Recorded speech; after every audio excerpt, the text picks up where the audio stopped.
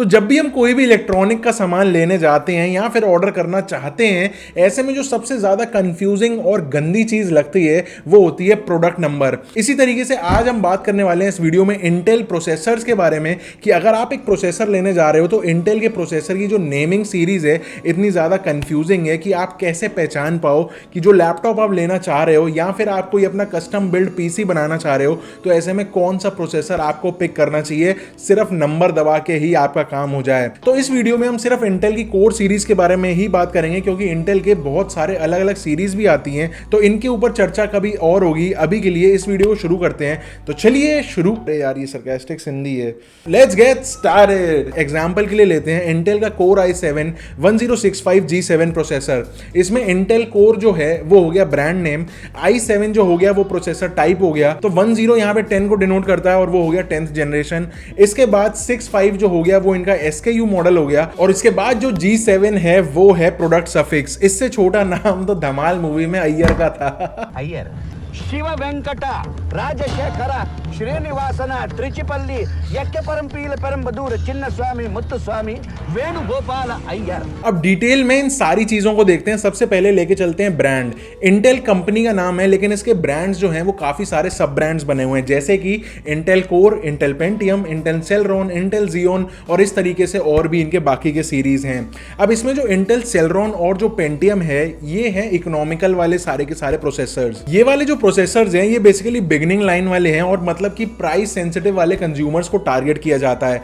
Starting का अगर आप स्टार्टिंग लेवल अगर आप इंटेल में जाना चाहते हो तो आपको इन दोनों में से ही कोई आपको चूज करना होगा, या तो इंटेल सेलरॉन सीरीज का या फिर इंटेल पेंटियम सीरीज का। इसके बाद जो सीरीज आती है वो आती है कोर सीरीज, जिसके अंदर i3, i5, i7 और i9 वाले प्रोसेसर्स आते हैं। और ये वाली जो कोर सीरीज है ये काफी ज्यादा पावरफुल रहती है इंटेल सेलरॉन और पेंटियम दोनों से ही, क्योंकि ये वाली जो सीरीज है वो प्राइस को ज्यादा ना देखते हुए सबसे ज्यादा परफॉर्मेंस के ऊपर टारगेट किया जाता है। इसके बाद इंटेल का Xeon स्केलेबल सीरीज आती है जो कि कोर वाले प्रोसेसर से भी ज्यादा परफॉर्मेंस देती है, और बेसिकली जो टारगेट ऑडियंस होती है उसकी वो होती है सर्वर्स या फिर वर्क स्टेशंस। तो अगर आपको इस तरीके का कोई भी काम करना होगा जब भी, तो आपको इंटेल के Xeon प्रोसेसर की नीड पड़ेगी, वेयर एज अपने day to day usage, high performance, gaming, इन सारी चीजों के लिए आपको कोर प्रोसेसर्स की नीड पड़ेगी।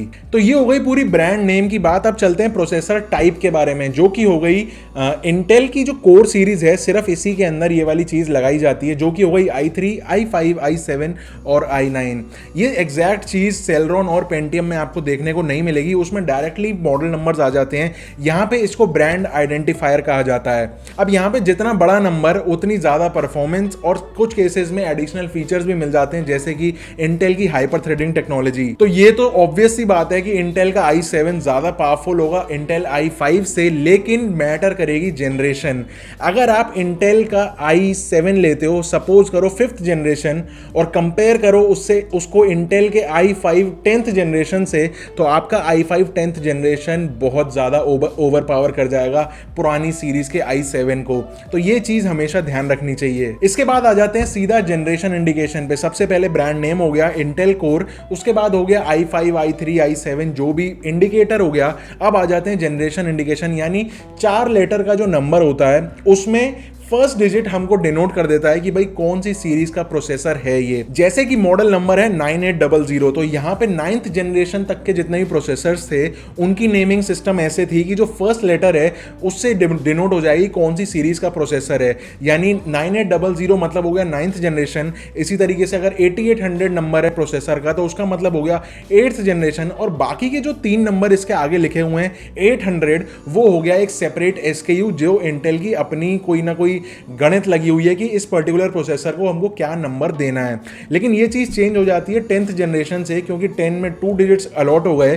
तो यहाँ पे उसके बाद इन्होंने क्या किया कि डिजिट्स तो टोटल 4 ही रहेंगे, लेकिन इनके अपने जो SKU हैं वो 3 की जगह 2 ही रह जाएंगे। इसका मतलब अगर प्रोसेसर नंबर है 1035 यानी 10th जनरेशन का प्रोसेसर हो गया, और इसके बाद जो 35 लिखा हुआ है उसका मतलब हो गया कि वो इनका SKU है। अब SKU की बात करें तो SKU में भी डायरेक्टली रिलेटिव है कि जितना बड़ा नंबर होगा होगा उतना ज़्यादा एडवांस्ड वहाँ पे टेक्नोलॉजी यूज़ की हुई है या फिर कुछ ना कुछ एडिशनल फीचर वहाँ पे दिया गया है। फॉर एग्जांपल मैं यहाँ पे इंटेल का i5 के बारे में अगर बात करूँ तो मेरे पास सपोज करो कि दो ऑप्शन है 1065 और 1095। तो इससे सीधा सीधा मतलब पता चल गया 10 से तो 10 समझ में आ गया कि दोनों 10th जनरेशन के प्रोसेसर हैं। इसके बाद 65 और 95, अगर मैं 95 यहाँ पे चूज करता हूँ तो उसका मतलब और उसके अंदर कुछ ना कुछ एडिशनल फीचर्स वहाँ पे होंगे एज कंपेयर टू 1065। इसके बाद आ जाती है प्रोडक्ट लाइन की सफिक्स। इसका मतलब आपने देखा होगा इन नंबर्स के लास्ट में कोई ना कोई लेटर लिखा होता है। तो जैसे कि एच, एफ, के, यू, कुछ भी नंबर लेटर हो सकता है। इन लेटर्स का क्या मतलब होता है? ये लेटर्स बेसिकली डिनोट करते हैं कि ये वाला जो प्रोसेसर है ये बेसिकली किस चीज़ को फोकस करके बनाया गया है।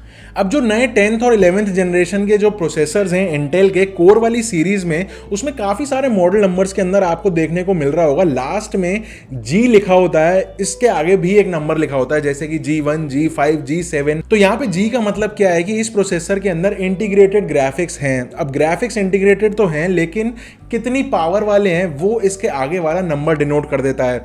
सपोज करो G7 लिखा है तो इसका मतलब G5 वाले से ज़्यादा पावरफुल इसके अंदर प्रोसेसर यहाँ पे इंटीग्रेट किया गया है जो ग्राफिक्स के लिए है। तो आप कभी भी ऑफलाइन मार्केट जाओ और आपको कोई पागल बना रहा हो जैसे मुझे यहाँ पे बनाने की कोशिश कर रहे थे कि इस लैपटॉप के अंदर हम आपको अलग से 2 GB का ग्राफिक कार्ड वाला मॉडल दे रहे हैं, कुछ नहीं करना, सिर्फ उसका मॉडल नंबर का प्रोसेसर नंबर का मॉडल पढ़ लेना, उससे आपको सब समझ में आ जाएगा कि इसके अंदर इंटीग्रेटेड ग्राफिक्स हैं या फिर दुकानदार हमारा काट रहा है। जी जैसे और भी लेटर्स हैं जैसे कि H, Y, K, L, M, N, O, पता नहीं कौन कौन से लेटर्स हैं। जितने भी सारे लेटर्स हैं मैं आपको सबको एक एक का डिफरेंस का मतलब बता देता हूं। तो यहाँ पे एक छोटा सा ट्विस्ट क्या है कि अगर G लिखा हुआ है तो जो मॉडल नंबर है वो सिर्फ 4 डिजिट का रहेगा, लेकिन अगर बाकी के दूसरे लेटर्स हैं तो G हट जाएगा और बाकी के 5 लेटर्स आ जाएंगे। उस केस में क्या होता है कि अगर 10th जनरेशन का सीरीज है जिसमें जो G वाला मॉडल नहीं है तो उसमें क्या होगा 10350H ऐसे आ सकता है, जिसमें 10th तो हो गया 10th जनरेशन,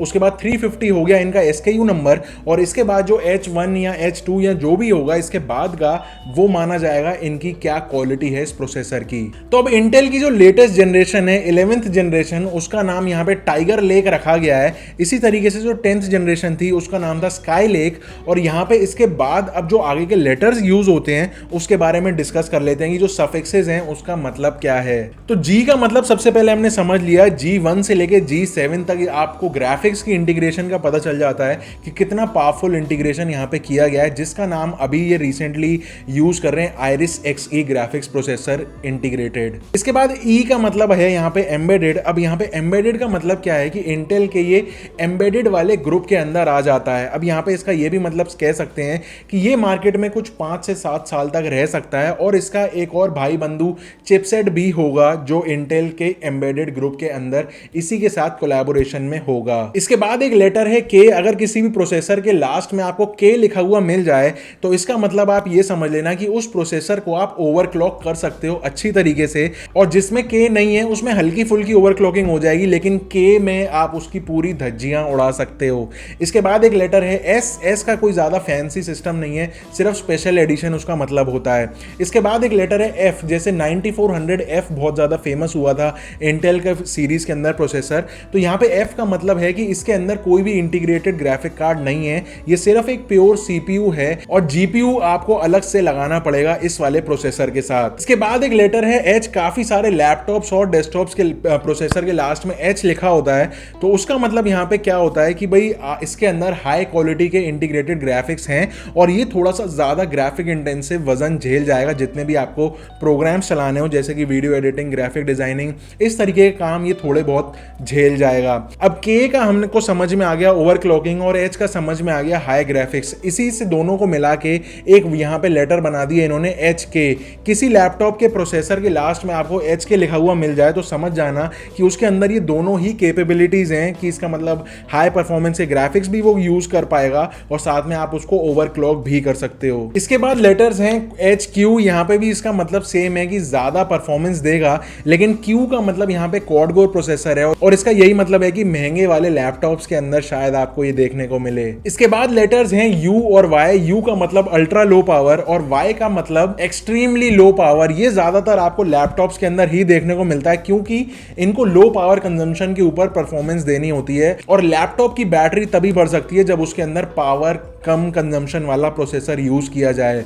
तो जिन प्रोसेसर्स में आगे यू या वाई लगाओ आप समझ जाना आपकी बैटरी लाइफ बाकी के मॉडल से थोड़ी सी बेहतर यहाँ पे निकल के आएगी। तो ये वाले जो सारे लेटर्स थे ये ज्यादातर लैपटॉप को फोकस करते हैं। अब चलते हैं डेस्कटॉप की सीरीज में। डेस्कटॉप में पहला जो लेटर है वो है टी और टी का मतलब यहाँ पे ये है कि कन्वेंशनल सॉकेट के अंदर फिट होने वाले, कम पावर पीने वाले और स्पेशली उन डेस्कटॉप्स के लिए डिजाइंड जो कि कम पावर पे यूज ज्यादा निकालना चाहते हैं, जैसे कि ऑल इन वन होते हैं, कम स्पेस है, ज़्यादा वेंटिलेशन नहीं है, ज़्यादा इसके अंदर एक्सप्लोरेशन ज़्यादा नहीं हो सकती, पावर सप्लाई ज़्यादा नहीं है, तो ऐसे में टी वाले प्रोसेसर्स का यूज़ किया जाता है। इसके बाद एक सीरीज है पी सीरीज। पी में बेसिकली सीधा सीधा सिस्टम है कि स्लो वाले इंटीग्रेटेड ग्राफिक्स यहाँ पे डाले गए हैं। पहले जो पी सीरीज चलती थी उसके अंदर कोई भी ग्राफिक कार्ड नहीं होता था, लेकिन अब अगर किसी प्रोसेसर के लास्ट में पी लिखा हुआ है तो समझ जाओ थोड़े से ही ग्राफिक्स का काम आपका हो पाएगा। इसके बाद है लेटर आर जो कि सेम एच की तरह था और last but not the least यहाँ पे लेटर निकल के आता है एक्स और एक्स ई। ये तो एक्स का मतलब है यहाँ पे unlocked, high and, consumer oriented, सबसे ज्यादा कोर वाला